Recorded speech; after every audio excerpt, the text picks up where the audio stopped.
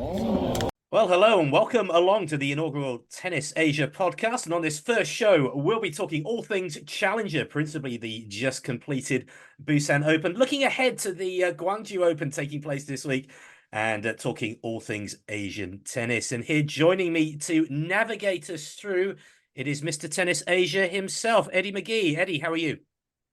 I'm very well, thank you, Alastair. I can't believe we've actually finally done this. We've been talking about it for several months, and here we are, episode one of Tennis Asia podcast. Exciting. I just hope we remembered to click record and then can find the file. But first things, first things first. Now, I know you've just spent most of the past week at the Busan Open, the 125 Challenger. I joined you on, I think it was Wednesday, but you were there for most of the week. How was it? Just tell us a little bit about your past week. Yeah, well, it's been my first experience being able to cover a tennis tournament as part of media. I got the opportunity thanks to Talking Tennis. It's run by John Silk. So very grateful for him for giving me the opportunity to do this. Yeah, so I was there most of the week. I arrived on Sunday, which was the start of the tournament officially, and with the qualifying, and then I stayed until Wednesday, which is when you joined me as well. And then I returned for the semi-finals and final on the weekend. Yeah, it was a very interesting experience. It started off with me not being sure, because actually I wasn't sure if I'd be able to get my media credentials until just like a couple of days before I arrived at the tournament. So it was a bit last minute. And when I got there, I guess, they're not, although they're used to dealing with the ATP media, they're not so used to dealing with foreign media. It's just usually just the Korean tennis magazines and maybe some journalists there. So the actual process of making sure I was credentialed correctly, they weren't quite sure about. But then we got there in the end, and then by Tuesday, I was able to get in the press room and do some interviews. So that was really nice, and yeah, and I have to say, rather shamefully, given that the tournament's been going on for 20 years, this was actually my first time ever visiting the Busan Open.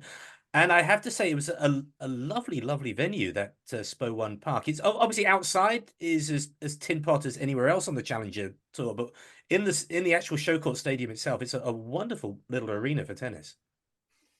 yeah, and it's a really nice arena, a nice size for the event, and yeah, it's one of the it's fairly big, to be honest. I mean, if as a stadium, it would probably be able to hold a 250 event if they wanted. Maybe they'd have to make some upgrades and outside and all that. We talked about this, but yeah, it's a nice park and the surroundings, mountains, and the weather was great throughout the week. So except from maybe one day it was very windy. I think that was on Tuesday. So, but Tuesday, yeah. yeah, but yeah, I mean, lovely setting, and yeah, that just made it a bit easier for me to sort of settle in there anyway. Yeah. Right. Right. Obviously, for the local, the sort of local aspect of it, the number one attraction was obviously Mr. Kwon Sanu. He made it through to the semis before withdrawing with a foot injury.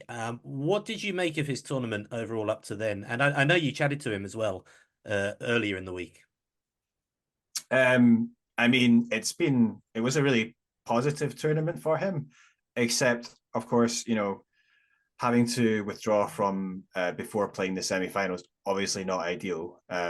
So that was definitely a setback, but it's not too serious because it's only some ankle. He must have twisted his ankle or something. It's going to be out for a week or two. But yeah, because I mean, coming into the tournament,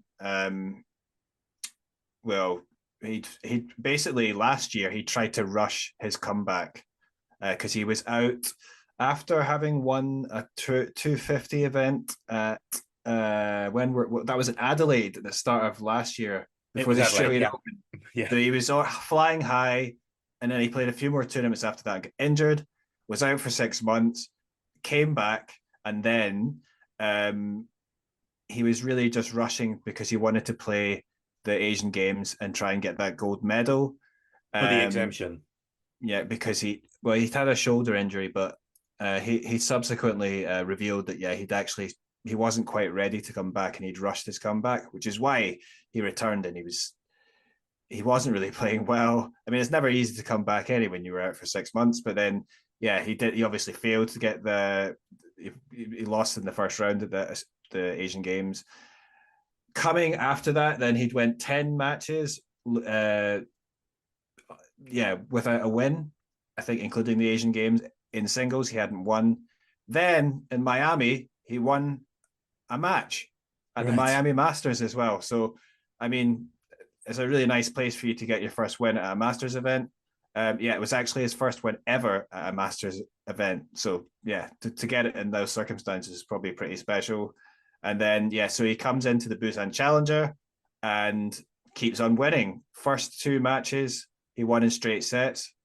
I And saw him on I saw him on the Wednesday against what was it Kakmazov, I think it was, and he looked superb. He looked enjoying his tennis. He was free flowing. The forehand looked good as well as the backhand, and every except obviously the 4 match points that went begging. Every key moment he won. Obviously he should against opponents, like that. yeah, But I was deeply impressed. that's right. And you actually saw more of that match than I did because I had to. I was organizing some You, things you, you were in the chasing media. Lloyd Harris, I think, weren't you? This is the problem, actually, when you. Unsuccessfully. Yeah, this is the problem when you're covering events is that you can't always see all the matches that you Yeah. want to, or at least not the whole matches, because sometimes you got to go for press and it's going to be during at least other matches partially. So that's one of maybe the drawbacks of going there as as media rather than as a spectator. But yeah, so I tried to get the Lloyd Harris interview, but and apparently said he was going to do it after he'd done his physio and his massage and stuff like that. But then time passed and he didn't actually turn up. So I don't know if that was just because he forgot or there was a bit of miscommunication. But Well, if anyway, if you're listening, Lloyd, you owe Eddie, okay? so yeah, where were we? So we got, but yeah, so Kwon, yeah, he won. I saw the first match against in the first round against the Italian, which was Italian 4 seed, and yeah, he did really well. He won in straight sets. He won 6-4, Yeah. 6-3. Yeah, it was Mattia Bellucci. Yeah, and then you saw he won 6-4, 6-3 again, and then he in the quarters he beat Lloyd Harris 7-6, 7-5. So I mean, Harris seemed to be playing pretty well because I saw him in the round before that and was quite impressed because he looked solid. He's also someone that came back and struggled after Right. injuries, but yeah. But anyway, yeah. So it was a bit of a shame that Kwon got injured because it started to he'd started to pick up some results again. Um, Interesting thing was when I talked to Hong Sung Chan, who was the player that he was supposed to play in the semifinals, his fellow Korean. Uh, because they're such good friends, they were actually they were actually practicing with each other before the match Right. and just enjoy it like that, which is obviously normally in tennis you wouldn't practice with the Well, person that you're going to be playing in a big match like that. I But really enjoyed that on Wednesday because obviously they were playing doubles together as yeah, well. And one of my favorite things about these kind of challenger events is you have these doubles teams for who this is deadly serious business. This is the difference between winning this match is the difference between putting bread on the table and not. And that was obviously the case with the Japanese pairing, the legend, of course, Toshio Matsui. And they were coming up against Hong and Kwon, who were there basically to have a hit and a giggle. And they came out on court long before they were due, and they were just hitting up together before the game. Then they had a great time in the game, while their opponents were obviously getting angrier and angrier and angrier. Of course, they came through in the end, but it was really fantastic entertainment. yeah, Hong and Kwon just really swinging freely, especially Kwon.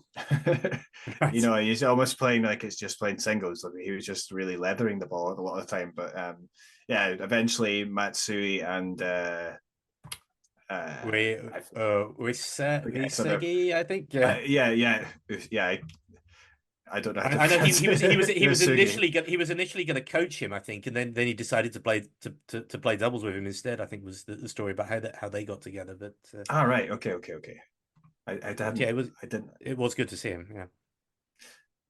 Yeah, but I mean, he's a 46, I Matsui. support any professional athlete in a physical sport who is older than myself. So he's So currently my actually, favorite. so he's 45 and he will be, 1978 he was born. Yeah. but he will be 46 in 4 days' time. He's from And Osaka. If you actually look at his Wikipedia page, it shows you all the records that he holds. He's currently the oldest active player on the ATP Tour in singles, because he does play singles sometimes, and he doesn't usually win. He doesn't do well in that. But oldest player in ATP Cup history to play a match, the 42 biggest, years. the most interesting thing that I found from that was that he was also the first ever Busan Open doubles champion in 2003, 21 years ago. He won the doubles at Busan in the first Busan Open. That's amazing, and I did It not isn't know it? that. Yeah. I did not know that until today, but it is quite amazing. So Kwon eventually he had to bow out before playing his semi final. One player I want to talk about as well is, of course, Hong Kong's Coleman Wong. Now, a few weeks ago, he beat Sumit Nagal, didn't he, in qualies on his way to the main draw in Miami. And Yeah, you fast forward to last week, and Nagal is taking Rune to 3 sets on Court Rainier in Monte Carlo. Meanwhile, Coleman is in a windowless room in the suburbs of Busan chatting with you. yes. Well, yeah, that was yeah, that's the life of a tennis player. You're on one minute Yes. you're in Miami, and then the next you're in some dungeon at the bottom of the Busan Challenger. But talking to me, but that's yeah, no, like it was. Yeah, it was really nice to talk to him. He seemed, yeah, he was a very, he gave off good vibes. Yeah, it was very pleasant to talk to. Nice young guy, only 19 years of age. He seemed, yeah, very happy to chat. We talked about how, yeah, he's basically making history for Hong Kong. Yeah, he was the first player Right. to reach a Masters event, first player from Hong Kong to do that. And yeah, he's sort of inspired that he's basically flying the flag for Hong Kong. I think he's going to be the best player from Hong Kong ever. Of I course, mean, right. sorry, this is unless something drastic happens, but no, yeah, and he played he plays a very aggressive game style, big serve and a big forehand, and he likes to come to the net sometimes if he can. So, and yeah, he can absolutely leather the ball. I think the backhand's a little bit weaker though, maybe a bit more of his weakness, and then players will, I think, sometimes tend to go for that and try and target the backhand. But no, but to speak to him, yeah, he was talked about his ambitions this year, which is like to reach the next gen finals. Okay. um, I think he's up because now the next gen finals is now 20 and under rather than 21 and under. So that helps him out. I think so. He's actually already in the running. I think he's seventh. Okay, Eight right. eight players compete, right? But I think seven because they probably give like a wild card to it's in Saudi Arabia, so probably if not a Saudi, an Arab player, a local Right. player. But then, yeah, so he's already in the run, and then he wants to reach the top 100 this year. Reasonable, I think, because he's quite clearly going to be getting to the later stages, if not winning these challenger events. So I actually think, yeah, he reached 3 challenger finals last year at the end of last year, finished runner up, didn't win them. In Busan, he faced Hong, who was kind of in inspired form, to be honest. I Right. think because I was really shocked with how aggressive Coleman came out. He was so like so aggressive. You could tell he was really up for it. I would just wonder whether, because it was on his mind that he'd played Hong in the Asian Games quarterfinals and actually lost after being a set Right. up. So he's probably coming into this a bit wary of Hong. But Hong was playing at home and was extremely good. There was just one point, you could probably find it on Twitter somewhere, where Hong was all over the place and ended up hitting an exquisite lob right over Coleman onto the baseline. Yeah, a forehand lob. And I was like, that was ridiculous. That was in the final set after Hong had gone up a break, and you really felt like Hong was not going to lose after that. Right. But yes. Anyway, back to Wong. It's just yeah. I feel like it's only a matter of time. Yeah, I think for him to get up to top 100. Okay. I think he's got a good draw in Gwangju. I looked at the draw and I think actually he can reach the final, whether he wins it or Okay. not. But I'd actually fancy him because I think looking at the draw, he doesn't have much in the way that worries me. Um, the other thing though he talked about was that his long-term goal was to be a Grand Slam champion and number one in the world, which Well, well, which well, if it's not, why are you doing it? I mean, aim yeah. high. Yes, and there's plenty of young players have this ambition. So he's a Grand Slam champion at juniors level, which Junior wasn't that level. Yeah. long ago. He won, well, it's a doubles Grand Slam champion, but he got to like semis or something in the singles. So yeah, I mean, he's got high ambitions. I don't blame him, and yeah, I think And one player, none of them will need to go through in Gwangju. It was the winner, Uchiyama, who won the tournament. I believe he said, "Right, I've done enough on the Korean swing. I'm away home for a rest." yeah, he had a really good week. He played really well, and especially the match against Duckworth in the semi-finals, Right, which was controversial ending. a three setter. Yeah, so a little bit controversy with Duckworth, who disputed some decisions at the end, including the match point. Stunned there was some controversy with Duckworth. That's However, I did feel that uh, yeah, like I don't think those decisions were wrong actually, but okay. even so, I felt like on the balance of play that Uchiyama played really well, and it was really nice to see him up close. I'd not never seen him up close like that. You know, he takes the ball early, he hits well off both wings. He was finding angles well that allowed him to come into the net and finish it off. So he's not like someone that leathers the ball, but he's quite solid off each wings, and I like Right. that. Um, yeah, and for him, I talked with him after the semis and the final, because like this was his first challenger title since 2019, so 5 years Oh have passed. wow. We had, and this last final was like 2021, so like almost 3 years ago. So this was like a big thing for him, and he did basically, I think he's just had physical struggles in the last few years, and he talked about how, yeah, recently it seems like he's managing that better. And since November, he's reached a few semis, and now he's won the title. So he thinks that he's getting back to his best level. So he's got also aims to reach the top 100. At least now he'll be able to play slam qualies, because his ranking went up from like 240 to like Right. 160 by winning this tournament. So yeah, I mean, I don't blame him. He's off to Tokyo for a rest for a week. That's where he's from, and then he'll head off to China To for the the for rest the of the China Challenger Challenger swing. swing. Right. I Yeah, so he it's like, didn't join. I really enjoyed the Duckworth Ferry match actually on Wednesday, but he didn't.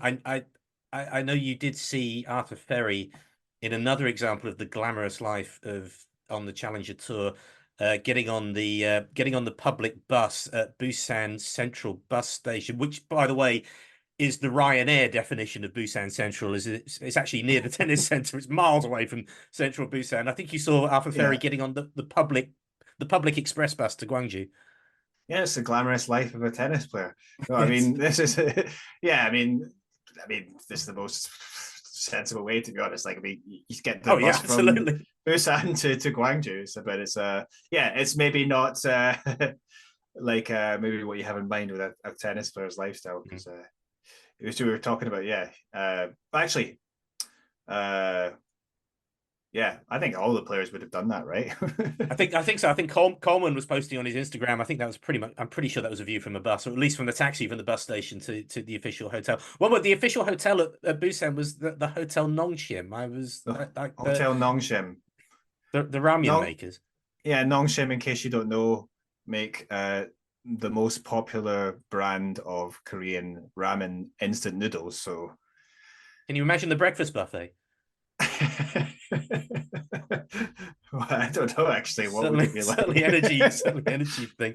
One more word about Busan. I know you were at the doubles final because there was this wonderful picture on Jisung Nam's Instagram of just as he was embracing his, I don't know if it's his girlfriend or his wife, but there was this guy in David Caruso sunglasses looking like Spender era Jimmy Nail, which isn't an insult, by the way. Looking very good. How was the doubles final? That was you, by the way. um, actually, if I'm going to be honest, I only saw the latter part of the doubles final. So yeah, to be honest, it was from what I saw, it was quite one-sided. I mean, not really one-sided, but it felt like it was only going to go one way. And yeah, there was good atmosphere anyway. Though it was good atmosphere. It was interestingly, it was a match between a Korean and a Taiwanese player, right? Right. Ray Ho, wasn't it? Yeah, but they were both a Korean and Taipei pairing. Oh, of course. Right. So yeah, it was Ray Ho and Nam Ji Sung, and then the other one was it was a Chung Yun Sung and Siu. Xu, right? Yeah. Yeah. So yeah, that's Xu. Yeah, who also plays singles. Right. Yeah, so there was good matches, but yeah, it was interesting to talk to Ray and Nam afterwards, because actually it must have been quite a big surprise for them to win this, because they'd only been playing together for 3 tournaments, Right. and this is already the by far it's the Right. biggest tournament they've won, right? For either of them. Nam's been playing doubles for a long time. Nam's like 30 or so. Right. So and he's even played Australian Open a couple of times. Cause I saw him actually play against Australian Open 2020. He That's played. right. I remember your picture from that. Yeah, I think you went down He was to just did they yeah. play the So Ultimate Winners or something? no. So they No. it was Nam and another Korean player, Song, and so it was a Korean pairing. So I thought it'd be interesting to go see this, because they were playing against none other than Leighton Hewitt and Jordan Thompson. Right. So I was in I knew it was Australian. Someone. the Melbourne Arena with like it was packed with like 12,000 or however many people it is of just Aussies, and then it's me like sort of quietly willing the Koreans to win, and then like yeah, I it wouldn't have ended been up quiet about it. yeah, it ended up being like a straight sets victory. It wasn't like Right. Hewitt and Thompson were not good in that match, and yeah, you could tell the other two. They were the Quan and Hong hit and giggle from last week. Yeah. Yeah, so it was Nam and Ray Ho. Ho is like a lot less experienced in the doubles than Nam, so he probably wasn't expecting to do that well, because they played two ITF tournaments just before that, and they got to the final, each one, but they lost, and then they've won the tournament here. Right. So, but I asked Nam, was this like, are you? It seems like you've had a really good start to your doubles partnership, first 3 tournaments, 2 finals, and then a big title. And he said, actually, no, it was really hard at the beginning. They wouldn't feel comfortable together. But now, after this, they're going to continue consider playing longer. So they're going to play in Gwangju, and then let's see if they continue. Fantastic. I know that Matsui and Uesagi, they are the top seeds in Gwangju, so we'll see how they go there. One thing I was just going to ask you your opinion on Gwangju. One thing I want to say before that is obviously we do follow the women's game as well. Like most discerning people, I get most of my sort of challenger level women's news from Jang Soo-jung's Instagram page. I get a lot of coffee shop recommendations for that all over Korea. One thing I did find out that she was in action with the team in the Billie Jean King Cup Asia Oceania Pool A over the past week, and Korea, they though they were beaten by I think India and China, they did win 3 other matches. They are through to the next stage, which is something good at least. And Jang Soo-jung went 3-0. She did win all of her games, so that's good. So on to Gwangju. You said you think Coleman can go deep. Anyone else you're looking for? I know Paul Jubb, he looked $1 million and then he didn't in Busan last week. He's through qualifiers as well. Who do you fancy this week? I think Coleman Wong's got a really good chance. When I looked at his half, the main seed, the second seed rather, that is in his section, Vertaden was very poor last week. He's had all his success indoors. For some reason, on an outdoor hard court, he just doesn't seem to perform, which is it's because he seems quite a talented player. So it's quite a bizarre thing, really. But like, so that's why I don't really fancy him. And then Wong's got a fairly good path. Yeah, also in his same half, on that same half of the draw are Harris and Jubb. They did pretty well last week, but they might play each other in the second round. Jubb has to play Korean wildcard Chung Yoon Sung, who usually does well in the Korean tournaments, but I think Jubb will probably win it this time. So I think it's probably going to be Wong and maybe Harris or Jubb to meet in the semi-finals.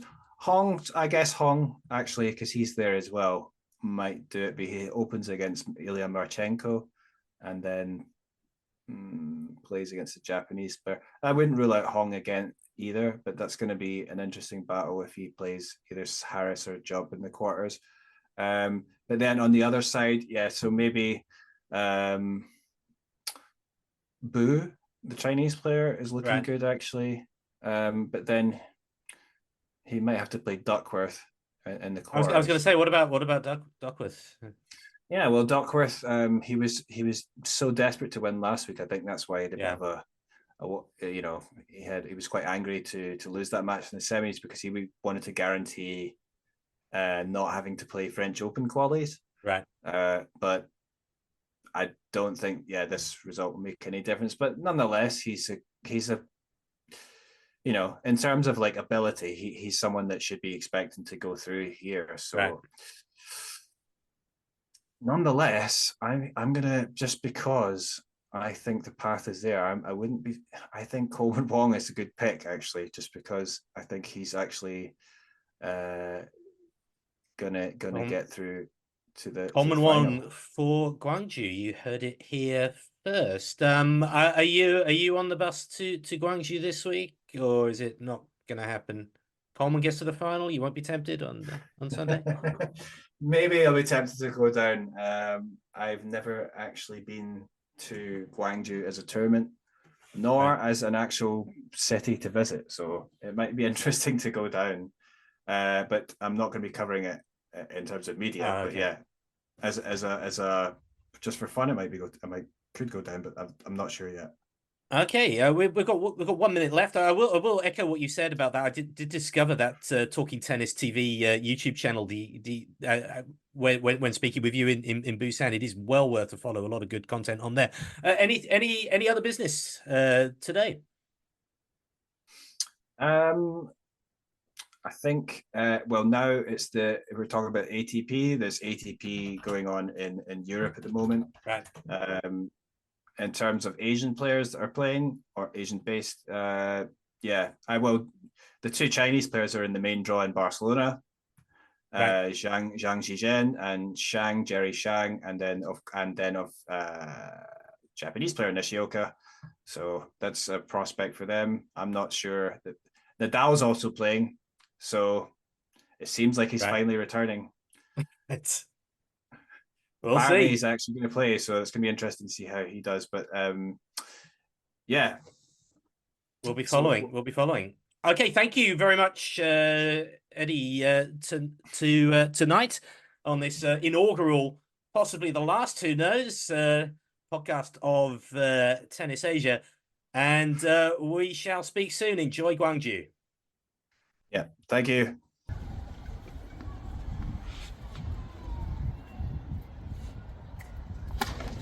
Oh.